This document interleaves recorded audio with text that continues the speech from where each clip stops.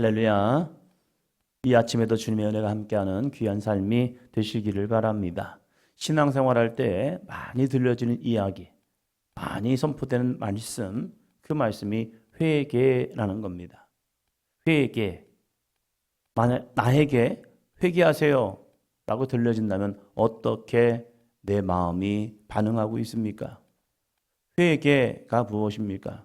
시편 51편에서 왜 회개를 해야 하는지, 회개의 참된 의미는 무엇인지, 다윗에게 나단 선지자가 그의 죄를 지적했을 때 그 죄를 지적한 이유, 근원적인 이유가 무엇일까를 이 다윗은 잘 알았습니다. 회개라는 것을 찬송가 264장에서 정말로 잘 표현하고 있습니다. 회개는 무엇이냐? 한마디로 죄 씻으라입니다. 회개는 너 자복하고 죽어 이게 아니라 내가 스스로 하나님께 자복하고 죄를 씻어. 죄를 씻으면 어떻게 됩니까? 이사의 말씀처럼 주홍같이 붉을지라도 눈과 같이 희게 되는 은혜를 경험하게 됩니다. 그래서 주님은 우리를 부르시는 거죠. 회개하라. 왜요? 천국이 가까이 왔기 때문입니다. 그러나 스스로 나를 못 보는 사람들은 회개에 씻어. 내가 씻을 게 뭐가 있다고 그래요. 나 깨끗해요. 그러나 우리들의 삶 속에 이 코로나나 유행병이 지나가면서 느끼는 건 그거죠. 우리 몸에 나는 깨끗해, 나는 괜찮아 라고 말하지만 세균들이 많이 있다는 거죠. 특별히 이것저것 만지고 손을 보면 그냥 괜찮은 것 같아요.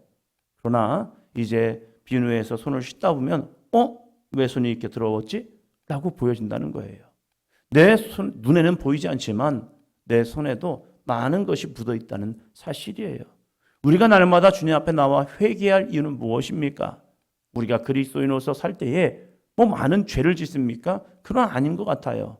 그럼에도 불구하고 회개하면 놀랍지요. 내 안에서 이러한 모습들이 있었구나. 나는 그 사람을 위해서 던진 말이지만 그 말이 내 생각이었고 내 의지였던 게 많구나. 그래서 때로는 내 의도와 다르게 상처가 되고 정말로 그들에게 마음을 아프게 하는 그런 모습이 있었구나. 그 모습까지 회개하는 은혜를 주어지고 무엇보다도 회개의 가장 중요한 것 51편에서는 이렇게 말합니다. 왜 다윗은 하나님 앞에 이렇게 처절하게 회개할까? 10절, 11절입니다. 10절, 11절. 하나님이여 내 속에 정한 마음을 창조하시고 내 안에 정직한 영을 새롭게 하소서. 나를 주 앞에서 쫓아내지 마시며 주의 성령을 내게서 거두지 마소서. 아멘. 회개가 왜 중요하느냐? 꼭 해야 하는가? 우리가 예배를 시작하면서 성령의 임재와 회개의 기도를 합니다. 예배를 시작하며 찬양을 하고 하나님의 말씀을 듣기 전 우리는 성령의 임재와 우리의 죄를 회개하는 회개의 기도를 함께 해요. 대표자만 나와서 기도하는 것이 아니라 온 성도에게 주의 삼창하고 기도합시다 라고 하는 이유가 무엇이냐? 하나님의 말씀을 들을 때 내 안에 성령의 임재가 없고 회개하는 마음이 없다면 그 말씀이 걸림돌이 되는 경우가 있어요. 왜 나한테 이렇게 말하지? 왜 나한테 이렇게 표현하지? 이거 내 얘기 아니야? 라고 하는 순간 잘못하면요, 그 말씀이 내 안에서 튕겨져 나와요. 말씀이 내 안에 들어오지 못하고 말씀이 내 안에 튕겨져 나온다면 벌써 내 심령은 돌밭이 되었다는 거예요. 길가가 되어버린 거죠. 그래서 하나님의 말씀이 들어오지 않는 거예요. 그런데 기분 나쁘다는 거죠. 내 심령을 보지 못하는 모습이죠. 다윗은 왜 우리가 하나님 앞에 회개의 마음이 있어야 하느냐? 그것은 내 속에 정한 마음을 창조하시고 내 안에 정직한 영을 새롭게 하기 위해서요. 내 안에 정한 마음이 없고 정직한 영이 없으면 회개가 안 돼요. 그래서 하나님, 내가 주님 앞에 회개하기 원합니다. 회개하기 위해서 내 안에서 정한 마음, 정직한 영을 내 안에 새롭게 하시면 무슨 역사 나타납니까? 나를 주 앞에서 쫓아내지 마시며 주의 성령을 내게서 거두지 마소서. 하나님의 성령을 내게서 거두시면 나는 더 이상 하나님의 거룩한 삶이 아닌 거예요. 예배할 수 있습니다. 신앙생활 그대로 할 수 있습니다. 그러나 내 안에 하나님의 영이 거둬가시면 더 이상 하나님의 사람이 아닌 거예요. 그래서 버림을 당하게 되죠.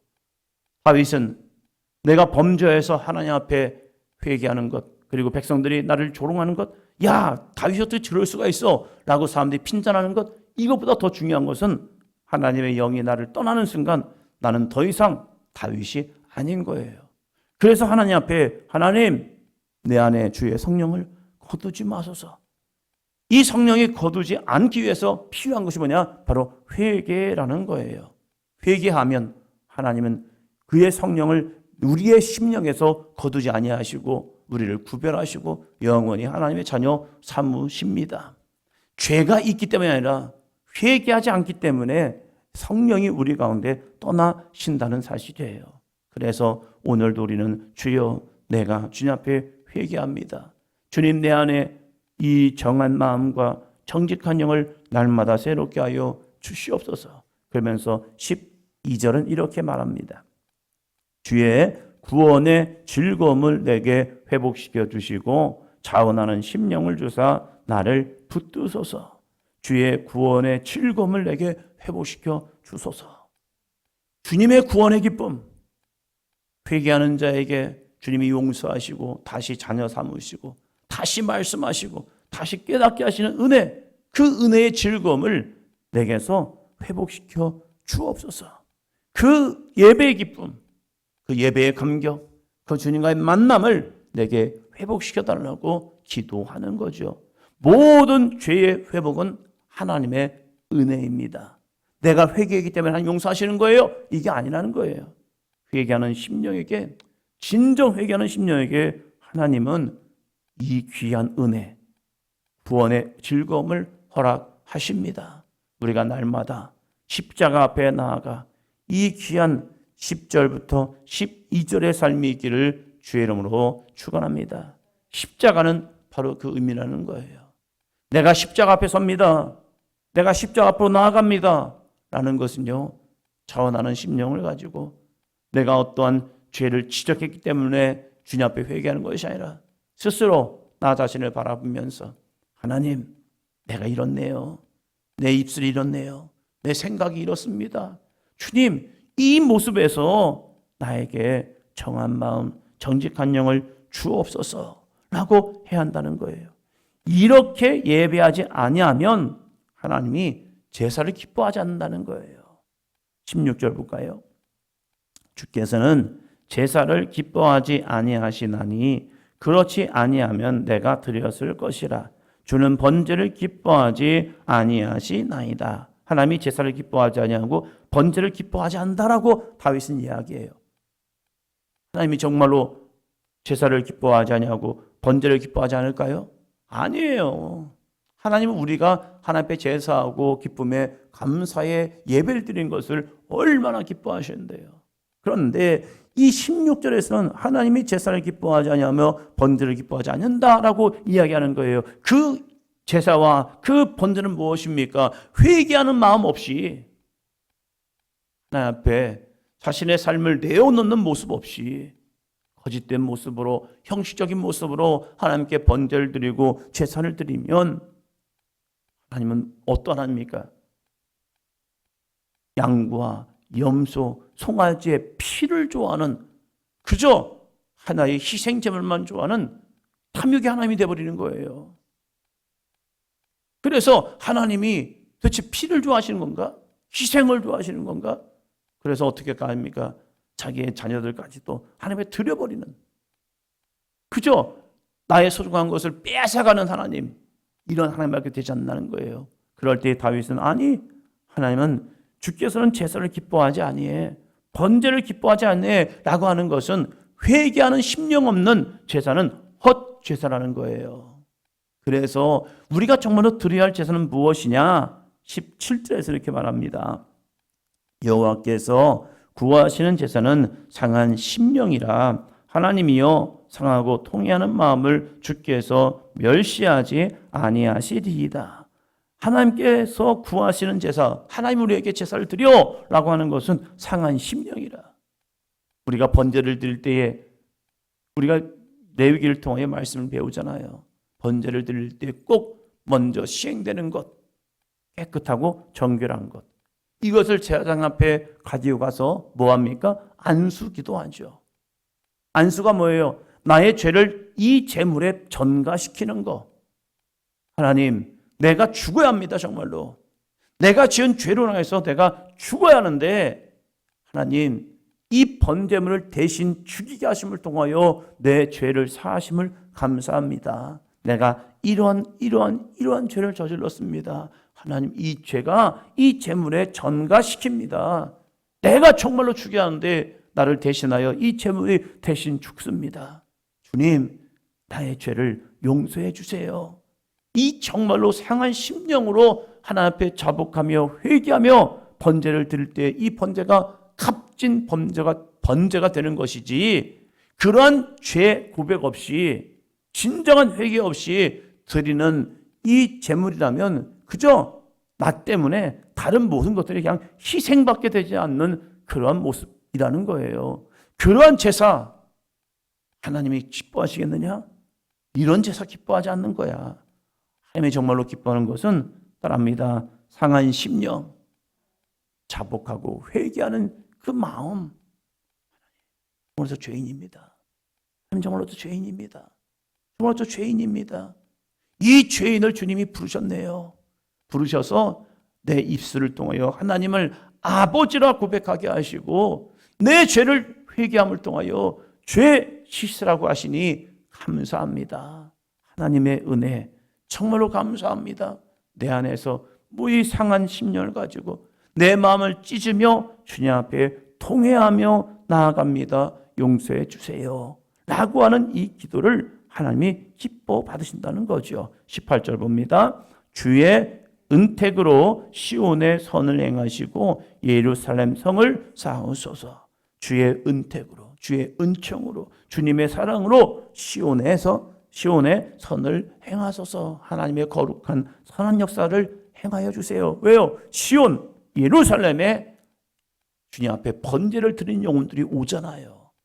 그곳에서 하나님을 상한 심령 가지고 예배할 때 하나님의 선하신 역사가 그 속에서 이루어짐을 통하여 회개하는 심령들에게, 자복하는 심령들에게, 상한 심령으로 번제를 드리는 심령들에게 하나님의 선한 역사, 구원의 역사가 이루어지게 하여 주시옵소서. 그러고 나서 드리는 제사, 바로 이러한 제사가 될 수 있다는 거죠. 19절입니다. 그때에 주께서 의로운 제사와 번제와 온전한 번제를 기뻐하시니 그때에 그들이 수소를 주의 제단에 드리리이다. 아멘. 그때에 바로 상한 심령으로 통회하는 마음으로 주님 앞에 예배하며 하나님의 거룩한 선한 역사, 하나님의 구원의, 하나님의 회개의 은총을 기도하는 바라는 자들을 통하여 드리는 제사, 그 제사를 드리는 그때에 주께서 의로운 제사와 번제와 온전한 번제를 기뻐하시리니, 그제서야 하나님이 기뻐하신다는 거예요. 우리가 아무리 수많은 좋은 표현과 좋은 노래와 좋은 예물을 가지고 좋은 성전에서 하나님을 예배한다고 그 예배를 받으시느냐? 아니라는 거예요. 정말 우리 사도인전 교회 예배가 바로 이러한 예배가 되기를 주의 이름으로 축원합니다. 상한 심령을 가지고 통회하는 마음을 가지고 내 안에 정직한 마음과 정직한 영을 주님 앞에 내어놓고 하나님, 거짓 없는 심령으로 주님을 예배할 때 그 예배자들을 주님이 보시고, 그래, 그거야. 내가 기뻐하는 예배가 바로 이거야. 내가 정말로 사랑하는 예배가 이거야. 그 예배에 너희가 나왔느냐? 내가 십자가의 은혜, 십자가의 보혈을 너희에게 뿌리노라. 그래서 천상의 예배예요. 우리가 요한계시록 마지막을 보면 하나님이 기뻐하신 예배의 모습이 나오더라고요. 하나님의 영이 하늘로부터 내려오고 새 예루살렘이 내려와서 하나님의 백성들이 거룩한 세마포 옷을 입고 그 옷을 입고 여호와를 찬양할 때 그것이 하나님의 거룩한 영광의 예배가 되는 것처럼 우리 사도행전 교회의 예배가 우리 영적 세마포 옷 예수 그리스도의 보혈의 피로 죄 씻음을 받고 주님 앞에 감사와 영광의 예배를 드릴 때에 그 예배 가운데 모든 영혼들에게 성령의 임재가 임하고 그 성령의 임재를 통하여서 세상을 넉넉히 이길 수 있는 아름다운 복된 믿음의 삶이 되기를 주의 이름으로 축원합니다. 그럴 때 필요한 것은 무엇입니까? 나는 죄인입니다. 이 귀한 믿음, 이 믿음의 고백, 그리고 주님 앞에 상한 심령을 가지고 나아갈 때 우리 사도행전 교회가 하나님이 기뻐하시는 그러한 예배, 그 중에 바로 내가 되기를 축원합니다.